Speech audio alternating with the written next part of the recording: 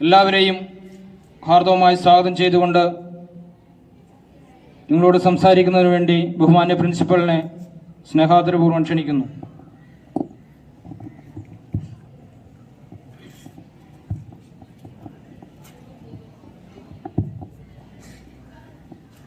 Pattanur KPC higher secondary സ്കൂളിൻ്റെ ഈ വർഷത്തെ റിപ്പബ്ലിക് ദിനാഘോഷ പരിപാടിയിൽ പങ്കെടുത്തുകൊണ്ടിരിക്കുന്ന എല്ലാ പ്രിയപ്പെട്ടവർക്കും റിപ്പബ്ലിക് ദിന ആശംസകൾ അറിയിക്കുന്നു. ജനുവരി 26 രാജ്യത്തിൻ്റെ ഭരണഘടന നിലവിൽ വന്ന സ്വതന്ത്ര പരമാധികാര രാഷ്ട്രമായി ഇന്ത്യ മാറിയതിൻ്റെ അഭിമാനകരമായ ഏറ്റവും അന്തസ്സുയർത്തുന്ന ഒരു ദിവസത്തെയാണ് അനുസ്മരിപ്പിക്കുന്നത്. ഇന്ത്യ പല ഭാഷകള്, പല സംസ്കാരങ്ങള്, പല മതങ്ങള്, പല ആചാരങ്ങള്, പല കാലാവസ്ഥ, പല മനസ്സിലുണ്ടാവില്ലേ എന്ന് ഞാൻ ആശംസിക്കുന്നു. അതോടൊപ്പം ഇത്രയും വർഷക്കാലം നമ്മുടെ രാജ്യത്തിന്റെ അഖണ്ഡതയും ഐക്യവും ഊട്ടിയുറപ്പിക്കാൻ വേണ്ടി ജീവനവും നൽകിയ ഭരണാധികാരികൾ വളരെ ഐക്യത്തോടെ അഖണ്ഡത കാത്തു സൂക്ഷിച്ചുകൊണ്ട് ലോകത്തിലെ ഏറ്റവും വലിയ സോഷ്യലിസ്റ്റ് മതേതരത്വ രാഷ്ട്രമായി ഇന്ത്യ ഇന്നും നിലനിൽക്കുന്നത്. അതിന് നമുക്കറിയാൻ കുറേ കാരണങ്ങളുണ്ട്. അതിൽ ഏറ്റവും പ്രധാനപ്പെട്ടതാണ് ഇന്ത്യയുടെ സൈന്യം.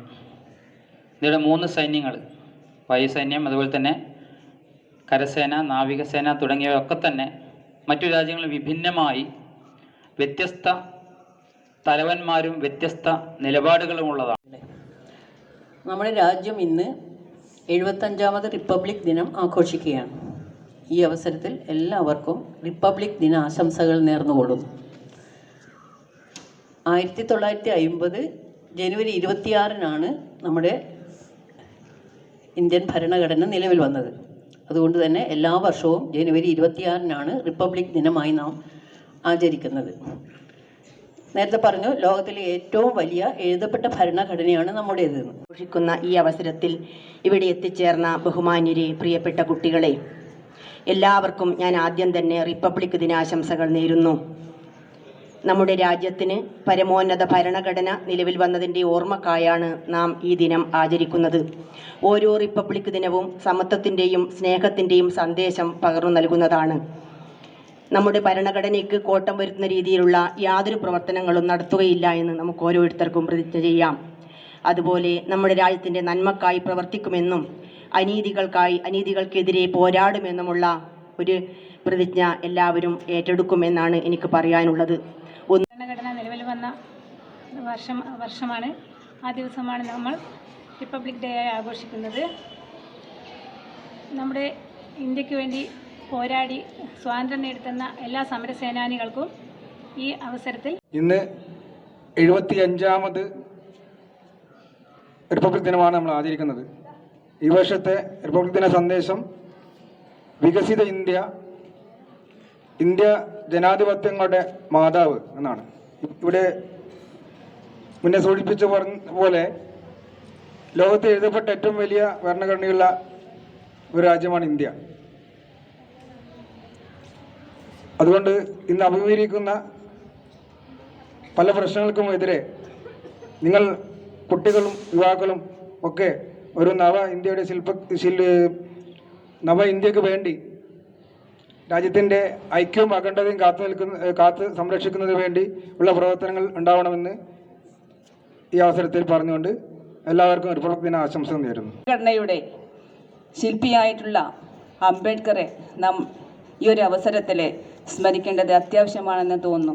അതോടൊപ്പം തന്നെ പുതുതലമുറയിലെ നഷ്ടപ്പെട്ടു പോകുന്ന നമ്മുടെ സ്വാതന്ത്ര്യ സമര ചരിത്ര പോരാട്ട വീരങ്ങൾ, പുതുതലമുറയായിട്ടുള്ള നിങ്ങൾ കുട്ടികൾ ഒന്നുകൂടി ഗൗരവമായി പഠിക്കുകയും ആ സമരചരിത്രങ്ങളെ ഉൾക്കൊള്ളുകയും ചെയ്ത് മുന്നോട്ട് നീങ്ങണമെന്ന ഒരു സന്ദേശമാണ് എനിക്ക് നിങ്ങളോട് പറയുവാനുള്ളത്. അത് പുതുതലമുറയിൽ നിന്ന് ചോർന്നു പോകുന്നുണ്ടോ എന്നൊരു വർഷത്തിലധികം നീണ്ടുനിന്ന ബ്രിട്ടീഷ് ഭരണത്തിൽ നിന്ന് രാജ്യത്തിന് 1947 ആഗസ്റ്റ് 15-ന് സ്വാതന്ത്ര്യം ലഭിച്ചതിന് പിന്നാലെ ഡോക്ടർ BR അംബേദ്കർ ചെയർമാനായ ഡ്രാഫ്റ്റിംഗ് കമ്മിറ്റി ഭരണഘടന നിർമ്മിച്ചു. ആമുഖം, 448 ലേഖനങ്ങൾ, 12 ഷെഡ്യൂളുകൾ, 25 പാദങ്ങൾ, 106 ഭേദഗതികൾ എന്നിവ അടങ്ങിയതാണ് നമ്മുടെ ഭരണഘടന. ഡോക്ടർ രാജേന്ദ്ര പ്രസാദ് ആണ് റിപ്പബ്ലിക് ഇന്ത്യയുടെ ആദ്യത്തെ പ്രസിഡന്റ്. ഏകദേശം 2 വർഷവും 11 മാസവും 17 ദിവസവും എടുത്താണ് നമ്മുടെ ഭരണഘടന നിർമ്മിച്ചിട്ടുള്ളത്. ഈ ഭരണഘടനയുടെ സ്മരണ പുതുക്കാനാണ് ഓരോ റിപ്പബ്ലിക് ദിനവും നമ്മൾ ആചരിക്കുന്നത്. റിപ്പബ്ലിക് ദിന ആശംസകൾ നേരുന്നു. അതുപോലെ തന്നെ നമ്മുടെ ഇന്ത്യക്ക് വേണ്ടി പൊരുതി ജീവൻ അർപ്പിച്ച എല്ലാ ധീര സൈനികരെയും ഓർമ്മിച്ചുകൊണ്ട് നമസ്കാരം. പ്രിയപ്പെട്ട വോളണ്ടിയർ, ഇന്ന് നമ്മൾ 75ാമത്തെ റിപ്പബ്ലിക് ദിനം ആഘോഷിക്കുകയാണ്, ജനുവരി 26. ഈ അവസരത്തിൽ നമുക്ക് വേണ്ടി സ്വാതന്ത്ര്യത്തിന് വേണ്ടി പോരാടി വിജയിച്ച എല്ലാ മഹാത്മാക്കളെയും അതുപോലെ തന്നെ നമ്മുടെ ഇന്ത്യക്ക് വേണ്ടി പോരാടി ജീവൻ ബലികൊടുത്ത എല്ലാ സൈനികരെയും ഈ അവസരത്തിൽ സ്മരിക്കുന്നു. എല്ലാവർക്കും നന്ദി, നമസ്കാരം. ഇപ്പം ഇവിടെ കൂടിയിരിക്കുന്ന എല്ലാവർക്കും എൻ്റെ വിനീതമായ നമസ്കാരം. ഇന്നത്തെ പ്രത്യേകത എല്ലാവർക്കും അറിയായിരിക്കുമല്ലോ.